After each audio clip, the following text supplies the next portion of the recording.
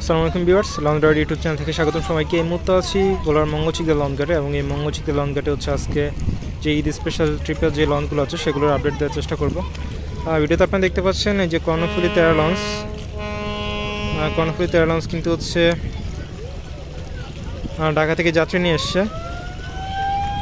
এবং অন্যদিকে হচ্ছে বেতুয়া থেকে ছেড়ে আসা ঢাকার উদ্দেশ্যে যাবে লঞ্চ, সেটাও আপডেট দেওয়ার চেষ্টা করবো আপনাদেরকে।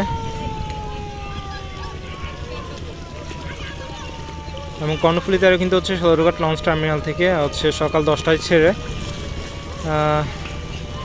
এখন ঘড়িতে হচ্ছে সময় 5টা 47 মিনিট মঙ্গলচিকদার ঘাটে এসে পৌঁছেছে।